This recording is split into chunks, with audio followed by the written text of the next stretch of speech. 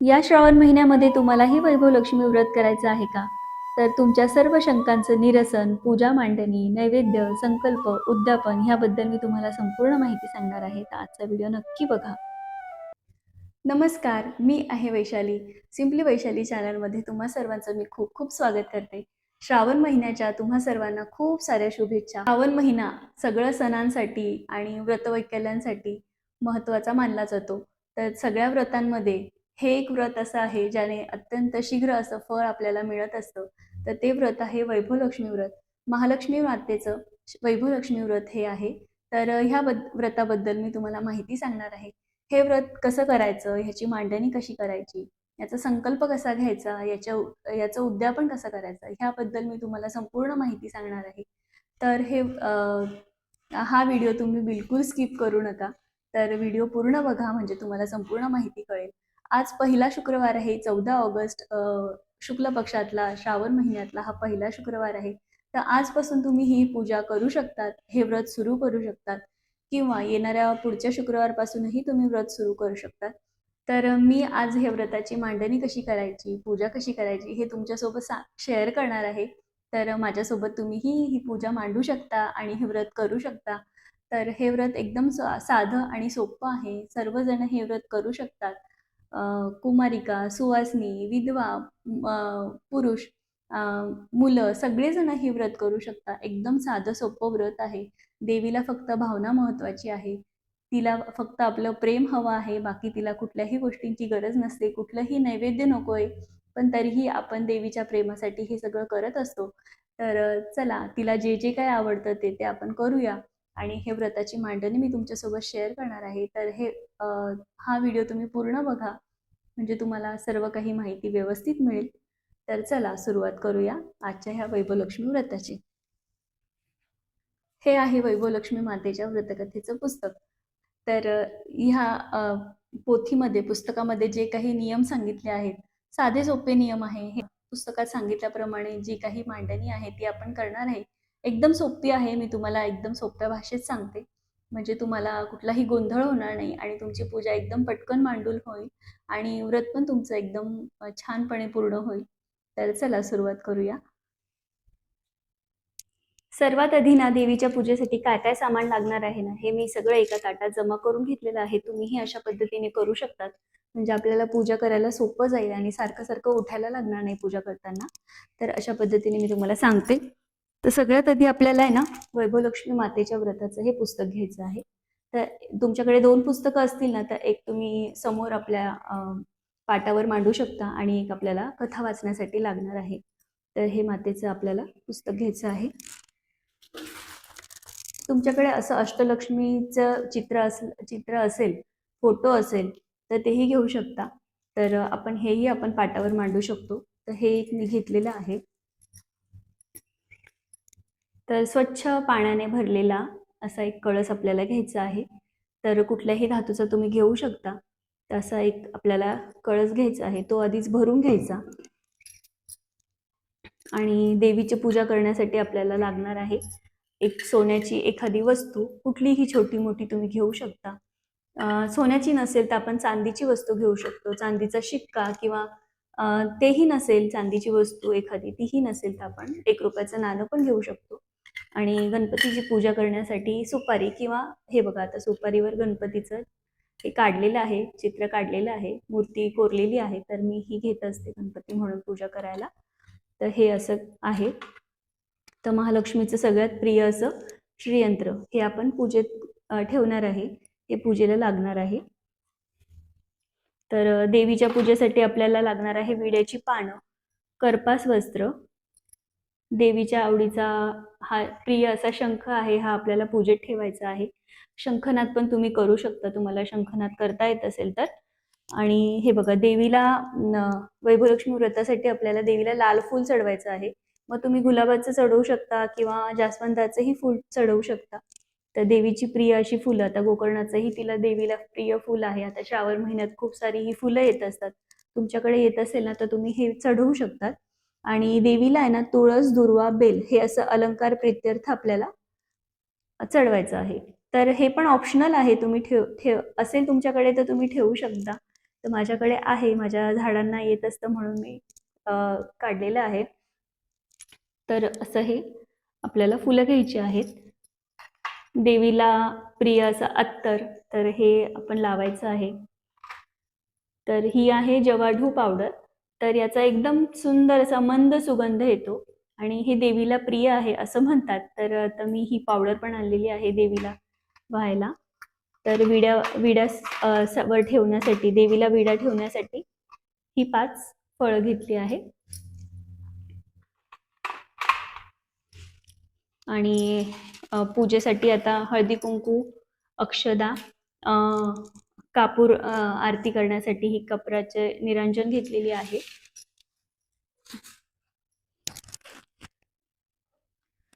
देवीला तुपाचा दिवा लावायचा असतो म्हणून मी असं हे तुपाचा एक दिवा घेतलेला आहे करून. माझ्याकडे हा आहे म्हणून मी घेतला आहे. आपण कुठलेही निरांजन घेऊ शकतो, फक्त आपल्याला तुपाचा दिवा लावायचा आहे देवीला. धूपासाठी हे घेतलेलं आहे, तर धूप लावायचं आहे आपल्याला देवीला, किंवा अगरबत्ती काहीही तुम्ही लावू शकतात. आणि देवीला नैवेद्य म्हणून आपल्याला ना एकदम सोप्या वस्तू आहेत. हे बघा, दूध साखर घेऊ शकता किंवा खीर घेऊ शकता. देवीला प्रिय दोन्हीही गोष्टी देवीला प्रिय आहेत. पंचामृत घ्यायचं आहे आणि देवीच्या नैवेद्यात आपल्याला तुळशीपत्र घालायचं आहे. कारण सगळ्यांनाच माहिती आहे, श्री हरिविष्णूंची माता महालक्ष्मी ही पत्नी आहे आणि श्री हरिविष्णूंना तुळशीपत्र किती प्रिय आहे. त्यामुळे माता महालक्ष्मी तुळशीपत्र असल्याशिवाय नैवेद्य ग्रहण करत नाही. तर हे आपल्याला आवर्जून ठेवायचं आहे तुळशीपत्र. आणि हे आहेत 5 फळं.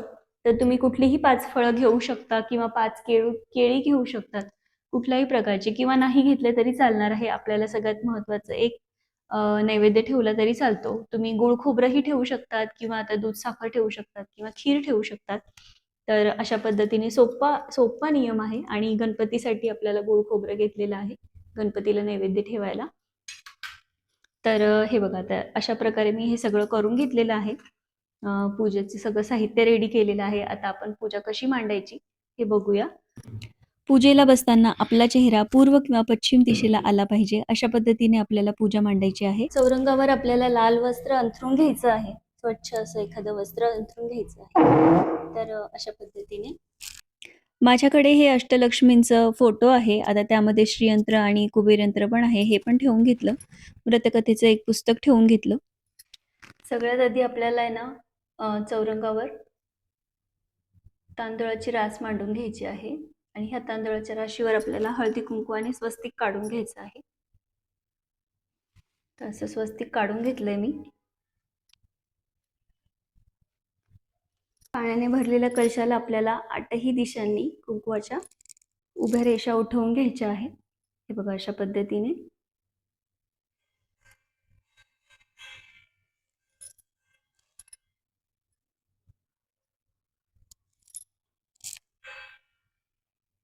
त्याला हळद पण आपल्याला लावून घ्यायची आहे.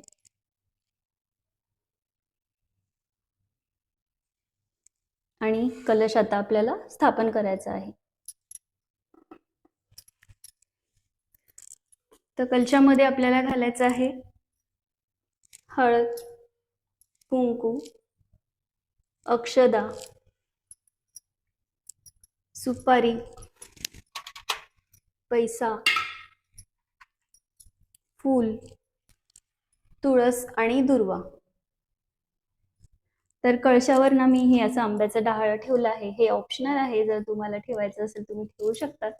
तर माता महालक्ष्मीला आंब्याची पानं प्रिय आहे, तर हे मी ठेवलेलं आहे. आता एखादी वाटी आपल्याला कळशावर ठेवायची आहे. तर ही वाटी मी ठेवली आहे. तर ह्या वाटीमध्येही आपल्याला थोडेसे तांदूळ घालून घ्यायचे आहे, कारण माता महालक्ष्मीला आपल्याला त्यावर स्थान द्यायचं आहे. तर त्यामध्येही आपल्याला हळदी कुंकू घालून घ्यायचं आहे. तर आता एखादा सोन्याचा दागिना लक्ष्मीचं स्वरूप म्हणून आपल्याला यात ठेवायचं आहे.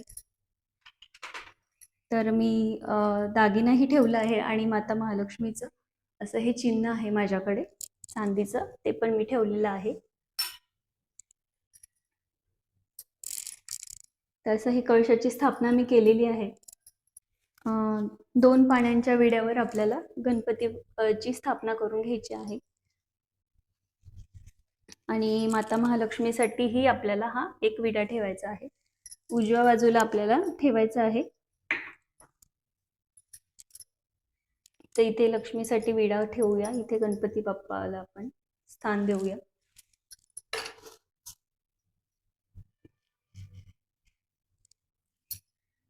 तसे थोडेसे तांदूळ घालून आपल्याला गणपती बाप्पाची स्थापना करायची आहे.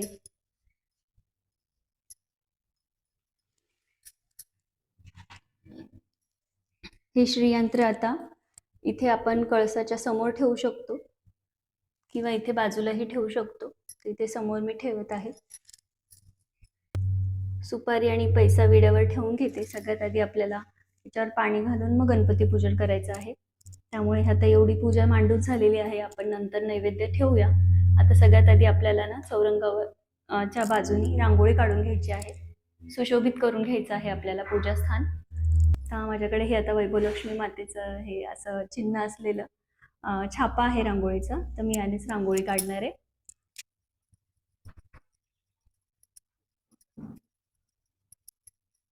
रांगोळी काढताना आहे ना कुठलेही शुभचिन्ह आपण वापरू शकतो.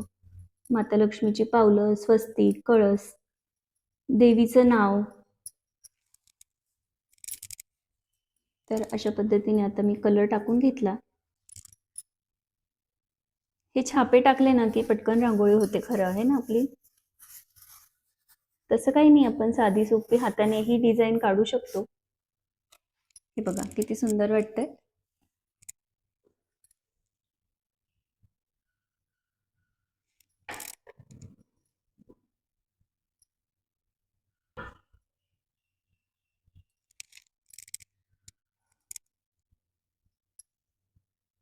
चौरंगाच्या बाजूने ही थोडीशी रांगोळी काढून घेते. ते पांढऱ्या फरशीवर ना व्हाईट रांगोळी दिसून येत नाही, म्हणून मग थोडासा कलर घालते. तुम्हाला हवा तर फक्त पांढऱ्या रांगोळीने पण आपण रांगोळी काढू शकतो.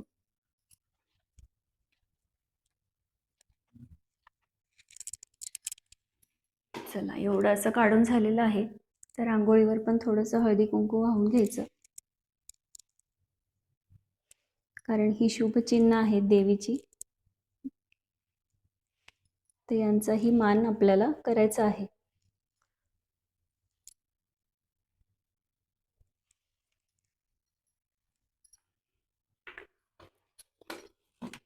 तर आता पुढची पूजा करते. शंख ठेवायचा आहे. शंख राहिला. शंख कुठे ठेवूया. शंख थोडा मोठा असल्यामुळे ना जागेचा प्रॉब्लेम झाला. तर ठीक आहे, इथे मी ठेवले आहे. सगळ्यात आधी आपल्याला लावायचे आहे समई. एक तेलाचा आणि एक तुपाचा असा दिवा लावायचा आहे, किंवा फक्त एकच दिवा लावला तरी चालणार आहे.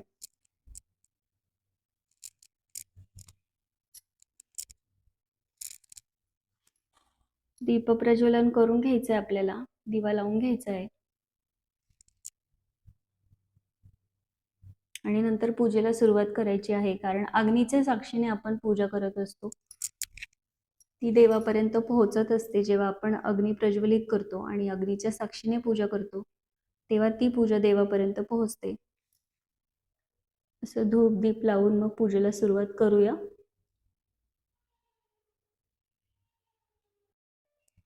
तर चला, पूजा करताना सगळ्यात आधी ना आपल्याला कपाळाला हळदी कुंकू लावून घ्यायचं आहे. दीप प्रज्वलित झालेला आहे. आता दिव्यांना पण हळदी कुंकू, शंख आणि घंटेलाही हळदी कुंकू लावून फूल वाहून घ्यायचं आहे.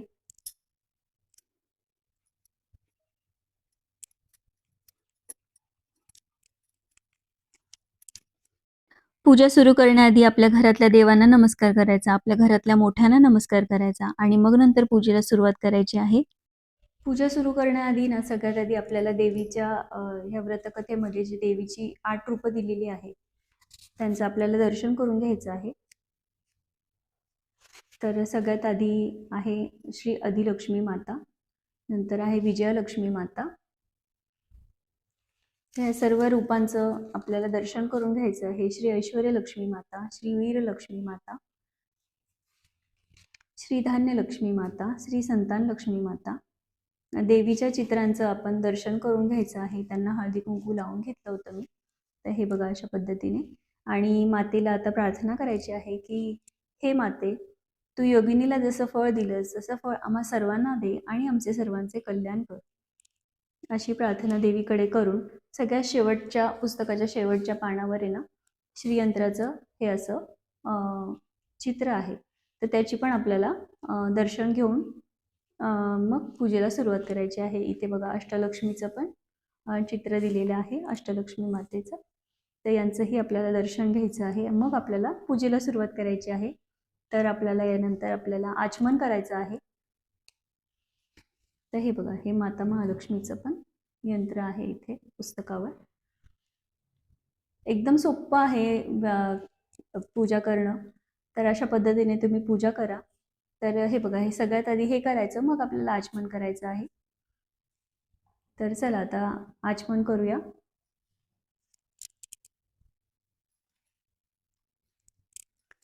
तर आपण किती शुक्रवार करणार आहे याचा आपल्याला संकल्प घ्यायचा आहे.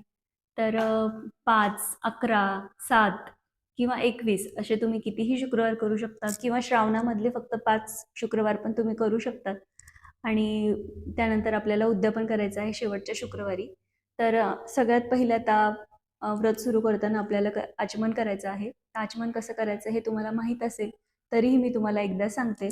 तर हे बघा, अशा प्रकारे ना आपल्याला पळीने हातात पाणी घ्यायचं आहे. ओम केशवाय नमः, माधवाय नमः, विष्णवे नमः असं म्हणून आपल्याला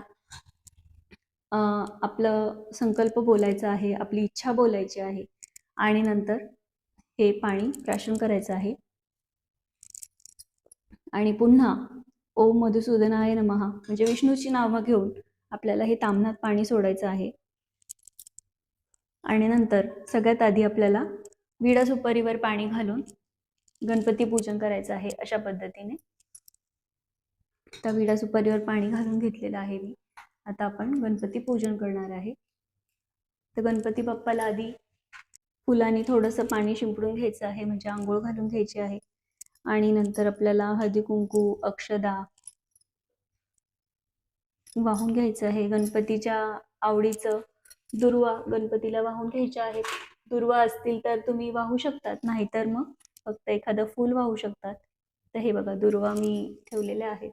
तर गणपतीला आवडतं असं लाल फूल, आता गुलाबाचं फूल मी ठेवलेलं आहे. एक गोकर्णाचं फूल पण मी गणपतीला ठेवलेलं आहे.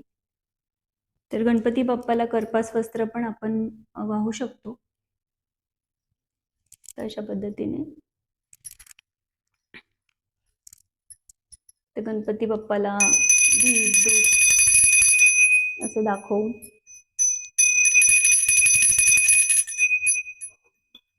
नैवेद्य ठेवायचा.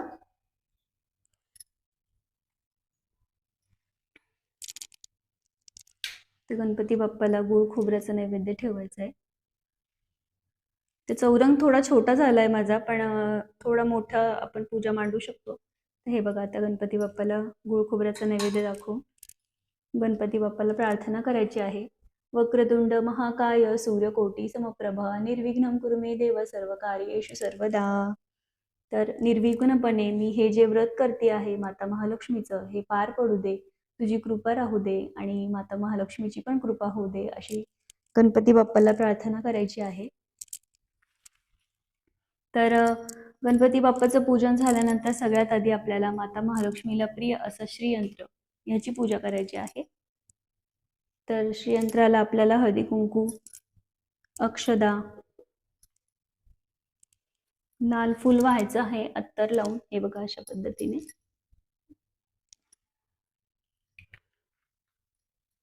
नमस्कार करायचा आहे. आता आपल्याला महालक्ष्मीची पूजा करायची आहे. तर इथे महालक्ष्मीचे फोटो पण आहेत, त्यांची पण आपण हळदी कुंकू लावून पूजा करून घेऊ आणि नंतर मग वाटीतल्या लक्ष्मीची पूजा करूया. आता हे व्रतकथेचं पुस्तक आहे, त्याची कुबेरांचा पण फोटो आहे, यांचे पण पूजा करूयात. श्रीयंत्राची पूजा करायची आहे. इथं फुलं वाहून घेते आधी.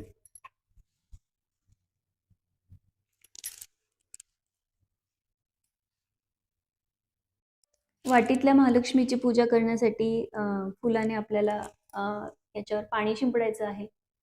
जो दागिना ठेवला आहे किंवा लक्ष्मीचं जे चिन्ह ठेवलेलं आहे आपण, चांदीची वस्तू किंवा ₹1 नाणं, तर त्याचं फुलाने पाणी शिंपडून घ्यायचं. मग मातेला आपल्याला हळदी, कुंकू, अक्षदा हे वाहायचं आहे. अत्तर वाहायचं आहे. जवाधू पावडर जी आहे ती पण व्हायची आहे. ते पण मातेला खूप प्रिय आहे. त्याचा एकदम सुंदर असा मंद सुगंध येतो. तसं मातेला मी अत्तर लावून घेते. तर गुलाबाचं अत्तर, चंदनाचं अत्तर कुठलंही आपण लावू शकतो. हे बघी, ही पावडर थोडीशी माते व्हायची आहे. श्रीयंत्रावरही आपण लावून घेऊ शकतो. गणपती बाप्पालाही चढवूया. खूप मंद सुगंध आहे याचा.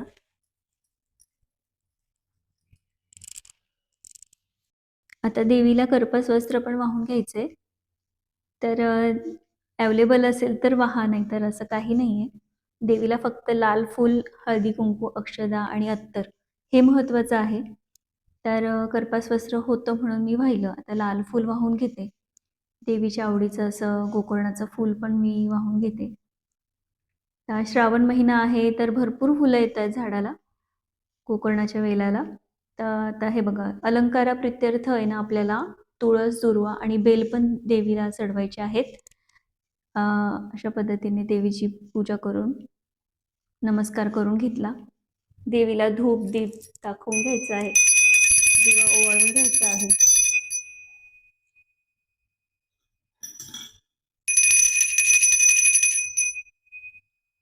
आता सगळ्यात आधी आपल्याला लक्ष्मी स्तवन म्हणायचं आहे. यामध्ये लक्ष्मी देवीची, वैभवलक्ष्मी देवीची स्तुती केलेली आहे. तर मी तुम्हाला वाचून दाखवते. तर अशा प्रकारे आहे. या रक्तांबुजवासिनी विलासिनी चंडाशु तेजस्विनी, या रक्ता रुधिरांबरा हरिसखी, या श्री मनोलादिनी, या रत्नाकरमंथना प्रगटिता विष्णू स्वया गेहिनी, सामा पातु मनरमा भगवती लक्ष्मी च पद्मावती. असा श्लोक म्हणून देवीला नैवेद्य अर्पण करायचं आहे. जे काही आपण आणलेलं आहे असं देवीला अर्पण करायचंय.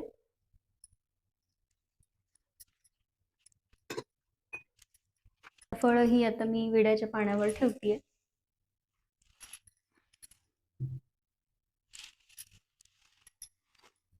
चौरंग जरा छोटा झालाय, थोडा मोठा घ्यायला हवा होता, किंवा 2 चौरंग ठेवायला हवे होते. तर असं मी आता फळांचा नैवेद्य ठेवला आहे. तर या सर्व नैवेद्याला आपल्याला पाणी फिरवून घ्यायचं आहे.